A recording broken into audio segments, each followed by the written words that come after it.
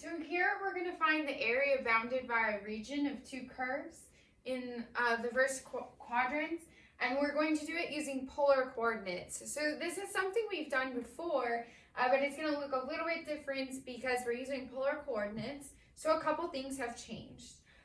So first, I've graphed what we're doing. Whenever we want to find the region bounded by two curves, we need to know which one is the upper curve and the lower curve when we're integrating. So we always need to graph these things.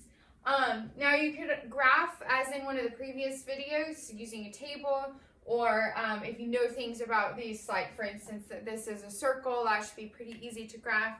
But if that's difficult, there are lots of online softwares that do graphing for you that can be quite helpful to help you picture what's happening with functions and equations. One of those is Desmos. That can be pretty helpful to graph these so that you know what you're working with. So here I have in blue this curve r equals 2 cosine theta. It ends up being a circle centered at 1, 0, and it looks like that.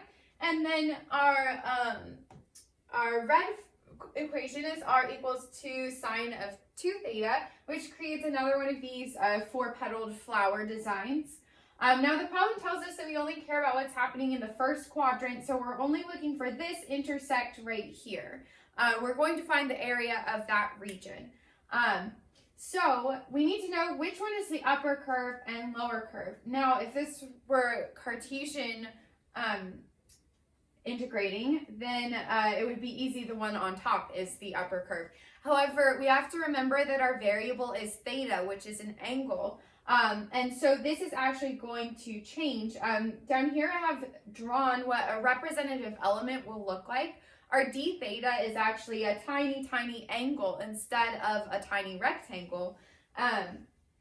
So the curve that is upper is going to change at this point where these two curves intersect. So that's the first thing we're going to need to find. So our equation is going to be a little more complex than just this general area and polar form equation, because we're switching where this red curve is the upper curve for until this angle here, which we need to find, and then this blue curve is the upper curve. So to do that, the first thing we need to do is find where these two curves intersect. So to do that, we just set them equal to each other. So we have 2 sine of 2 theta is equal to 2 cosine of theta. And so we want to find where these are equal, at what angle. And we need to make sure that the angle is between 0 and pi over 2. This makes sense because they've only asked us about the first quadrant. So there are actually quite a few intersects here. There's one here at least and one here where these two equations intersect. So we want to find the one that's in the first quadrant. So now we can go ahead and solve. We're going to need to use trig identity. Sine of 2 theta is equal to 2 sine of theta cosine of theta. So we're going to have 2 times 2 sine theta cosine theta is equal to 2 cosine theta. Now we have 2 cosine theta on both sides of the equation, so we can divide by that, and we end up having left 2 sine theta equals 1. So we're looking for where the sine of theta is equal to 1/2, and in the first quadrant that happens when theta is equal to pi over 6. So that means this angle here is pi over 6. This angle here is 0. This angle here is pi over 2. And I've labeled them theta 1, 2, and 3, and that's going to become important in a second. So we've done that. We found where this intersect is. And so what we're going to do is we're actually going to set up 2 different area integrals. The area from angle 0 to angle pi over 6. And the area from angle pi over 6 to angle pi over 2, since our curves change at that point. So let's go ahead and do that setup. We need to figure out what our functions are that we're integrating and where the bounds will change. And so the area of our curve. First, we want to look at this first one. We're going to look from 0 to pi over 6, where this red curve is the one that's the top curve. And so that's going to be 1/2 times the integral, and we're integrating from 0 to pi over 6. And so on here, that's theta 1 to theta 2. And my top curve in this case is the red curve. And so that one is represented with 2 sine of 2 theta.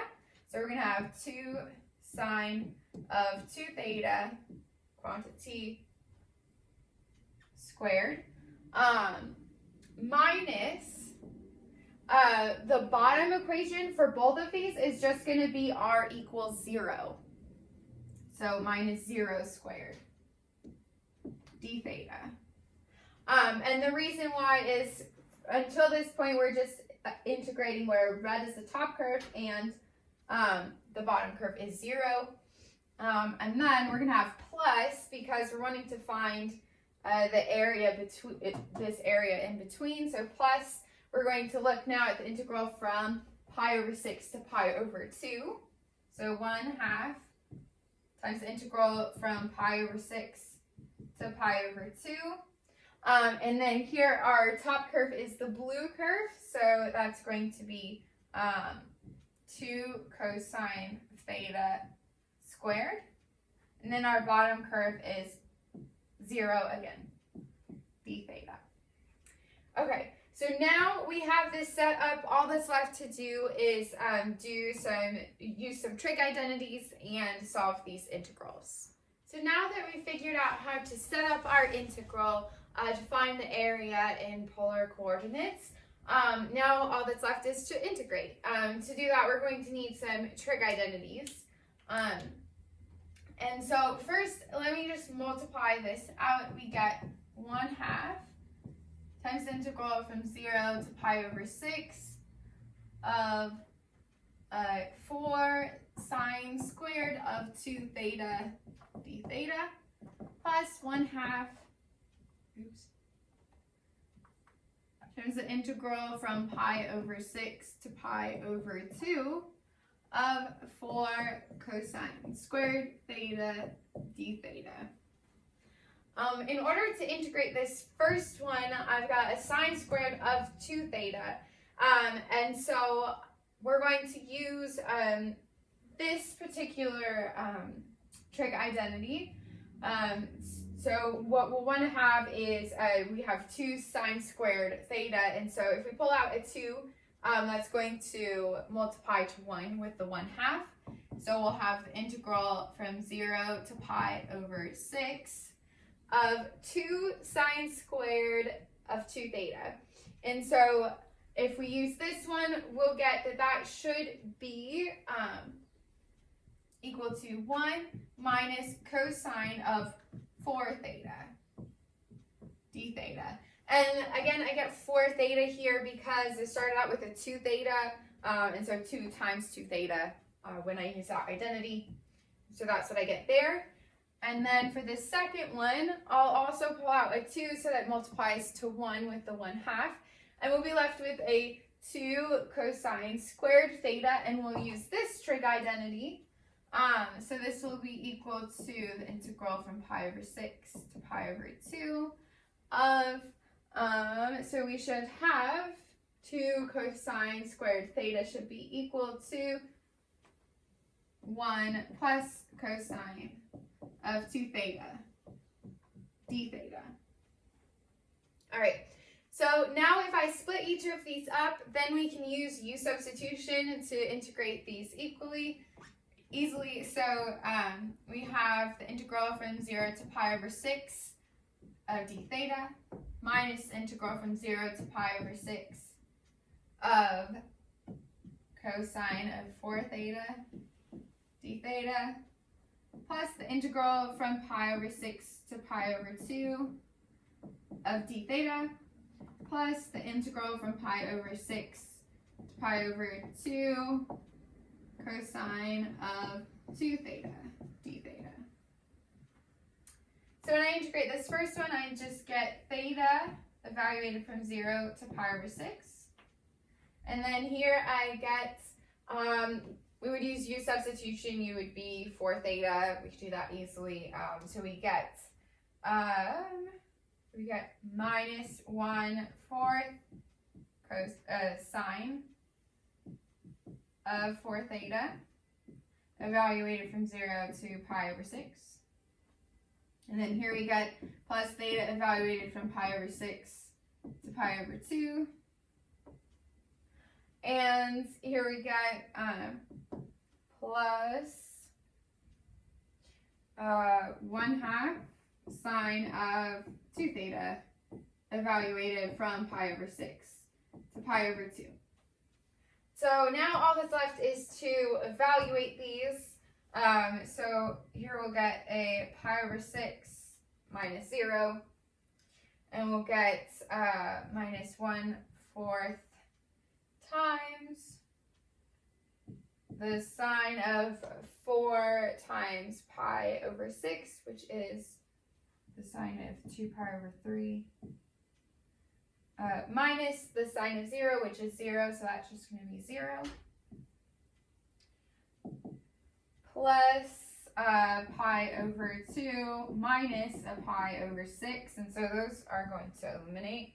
And then here we have plus 1/2 times the sine of 2 pi over 2, which is just the sine of pi, which is 0, minus the sine of 2 pi over 6, which is, so we have a minus the sine of pi over 3 here. And if we evaluate these, we have these two cancel. So we have a pi over 2, and we have negative 1/4 times the sine of 2 pi over 3, which is going to be square root of 3 over 2. So minus square root of 3 over 8. And then here we have 1/2 times negative square root, or times negative sine of pi over 3. And so we get, for that we get square root of 3 over 2. So we get minus a square root of 3 over 4. And then if we wanted to add those all together, that would be our answer. So the important part when we're doing this type of problem is to figure out what the graph of our equations look like, and figure out the setup